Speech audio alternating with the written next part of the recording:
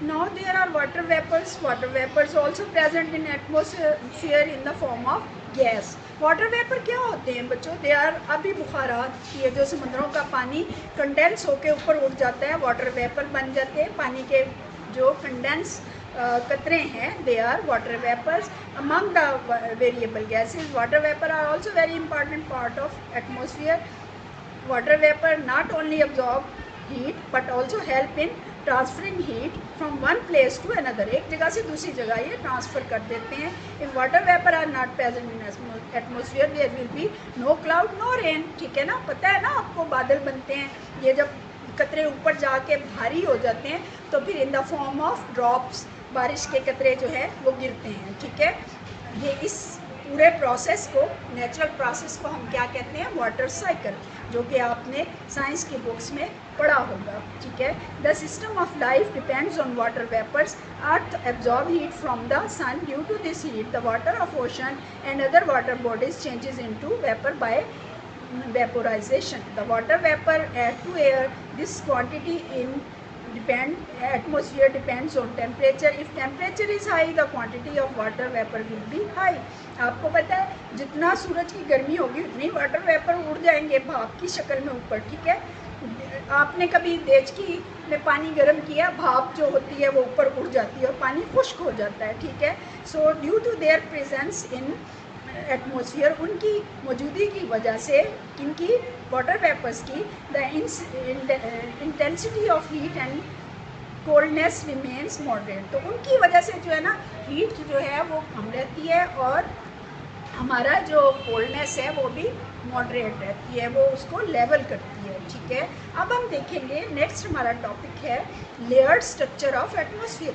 अब एटमॉस्फेयर जैसे कि लेयर्स आपने देखा ज़मीन की होती हैं, इसी तरह एटमॉस्फेयर की भी लेयर्स होती हैं on the basis of temperature. ठीक है, and we can divide it into number 1, what is the layer? First layer is troposphere, then stratosphere, then mesosphere and then the last is thermosphere। अब देखें जो layer near the surface of the earth है, यानी कि उसकी ऊपरी, उसकी surface की जो पहली लेयर है वो क्या कहलाती है? Troposphere. It is necessary for all kind of living things on earth. All activities on earth are due to it और climate changes appear in this layer. For example आप देखें क्लाउड फॉर्मेशन, रेन होती है, wind होती है and heat and etcetera. These changes provide a moderate environment to Earth. These gases, water vapor and dust particles of atmosphere are present in this layer। समझ में आ रहा है? सो ये सारी चीज़ें जो है गैसेस, वाटर वेपर और जो इसकी ऊपरी सतह यानी कि ट्रोपोस्फियर में मौजूद होते हैं। Temperature is upper most portion of this layer और ये कितना होता है? 60 डिग्री सेंटीग्रेड। ठीक है, you have to underline the specific things you have to do।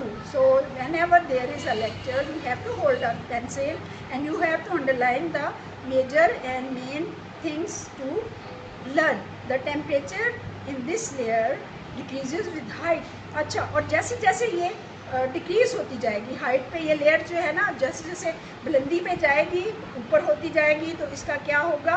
तो इसकी जो है टेम्परेचर वो डिक्रीज़ हो जाएगा, कम हो जाएगा। It is present about 16 kilometre. और ये होती कितनी है, यानी कि ज़मीन से आप सरफेस पे देखें तो 16 किलोमीटर तक जो है ना ये ट्रोपोस्फियर मौजूद होती है। 16 किलोमीटर तक आप जो पहली लेयर है, फर्स्ट लेयर, इसको क्या कहेंगे? Troposphere.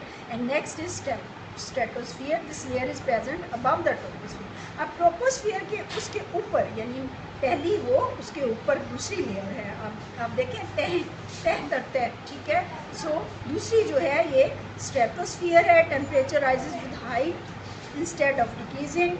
It is boundary and its boundary temperature is about 0 degree centigrade तक। Huge amount of ozone gas is present.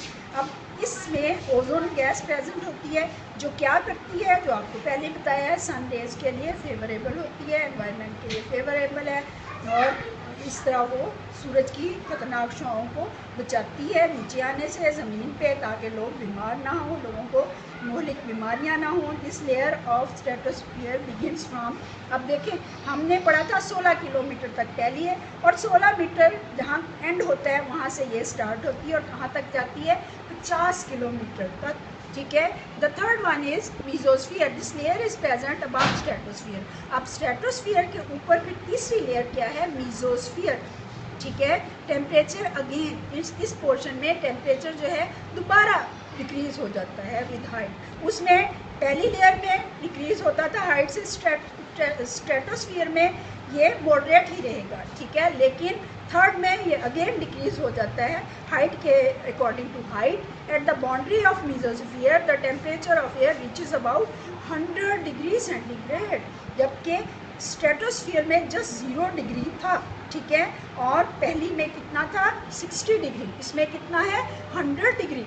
So here the gases of air and other particles are in minimum amounts, थोड़ी इस मिकदार में होते हैं। This layer is from, ये 50, वो 50 तक थी, ये 50 किलोमीटर से लेके 80 मीटर तक हवा में मौजूद होती है, 50 to 80 kilometres in atmosphere.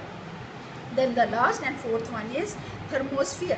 Thermosphere extends from 80 kilometers to final boundary, यानी final boundary जो है उसकी वहाँ तक वो आ जाती है, ठीक है।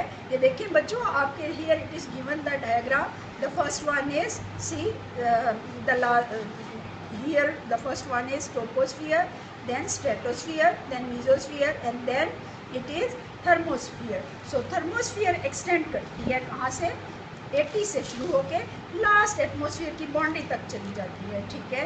In this portion of atmosphere temperature increases with height, again इसमें वहाँ डिक्रीज हो रहा था, यहाँ क्या होगा, यहाँ इंक्रीज हो जाएगा हाइट्स के हिसाब से। At the height of 350 kilometres to temperature about 100 degree centigrade is recorded. So यहाँ टेम्परेचर कितना रिकॉर्ड किया जाता है, 100 degree centigrade, okay. So next we will read difference between weather and climate. अब आपने पढ़ना है, सीखना है कि क्या डिफरेंस है वेदर और क्लाइमेट में, ठीक है। अब ध्यान से सुनिएगा, क्योंकि हम लोग हमेशा इसको जो है ना वो गलत समझते हैं। वेदर क्या होता है, वेदर होल कंडीशन होती है टेम्परेचर की, या एटमॉस्फेरिक प्रेशर, या उसमें विंड स्पीड होगी, एयर ह्यूमिडिटी, प्रेसिपिटेशन भी होगी। प्रेसिपिटेशन क्या होता है, जब रेन होती है, स्नो होती है, तो हम उसको कहते हैं precipitation of a particular place, एक ख़ास जगह पे और ख़ास वक्त में, ठीक है। अब weather changes with time while the climate is average weather condition of a particular place persist for there for long time. अब वेदर क्या है, ये for long time. The only difference between weather and climate is that weather is the atmospheric condition of same place at particular time, while climate is the atmospheric conditions of particular place during a long time. देखिए बच्चों, अब climate क्या है, climate जो आप ख़ास तौर पे समझेंगे वो क्या है कि मौसम जो है वो क्या है, सिर्फ पर्टिकुलर टाइम पे होता है। यानी कि देखिए ना, अभी गर्मियों का मौसम है, लेकिन थ्रू आउट किसी वक्त 1 घंटा आंधी चली, ठीक है, या बारिश हो गई, या बहुत सख्त धूप है, ठीक है, कुछ भी कंडीशन जो है एटमॉस्फेरिक कंडीशन की चेंज जो है पर्टिकुलर टाइम पे होता है, जो थोड़े टाइम के लिए, 1 घंटे 2 घंटे के लिए चेंजेबल वेदर जो है वो कहलाएगा वेदर, ठीक है। लेकिन क्लाइमेट क्या है, आबो हवा क्या है, उसमें पर्टिकुलर प्लेस होगी, लेकिन होल टाइम ड्यूरिंग लास्ट, मतलब साल, कोई साल रही, कोई 2 साल की, सालों साल। जैसे कि देखें आर्टिक सर्कल पे आप देखते हो जो हैं वो सर्द-तरीन मौसम होता है सालों सालों, जो भी सर्कल्स के ऊपर, हमारे सर्कल्स पे मौजूद होती हैं ज़मीनें, लैंड्स, तो वो वहाँ पे मौसम एक जैसा रहता है, ठीक है। हमारे पाकिस्तान में तो चेंजेबल होता रहता है, ठीक है, लेकिन यहाँ पे जो है कई ऐसे इलाके हैं जहाँ पे सालों सर्दियाँ होती हैं, सालों या 6 माह सर्दी है, सर्दी ही चलती गई, 6 माह गर्मी है, गर्मियाँ चलती गई। So that is called climate. This is the difference, major difference क्या है कि एक चीज़ जो है, एक एटमॉस्फेरिक कंडीशंस जो हैं, वेदर कंडीशंस जो हैं, शॉर्ट टाइम के लिए जो होता है, आप कहते हो हाई बारिश आ गई 1 घंटे के लिए, अब फिर धूप निकल आई, तो ये जो चीज़ है थोड़े के लिए, शॉर्ट टाइम के लिए, that calls weather. But climate क्या है, for a long period particular places पे लॉन्गर पीरियड जो मौसम आबो हवा होती है उसको कहते हैं क्लाइमेट।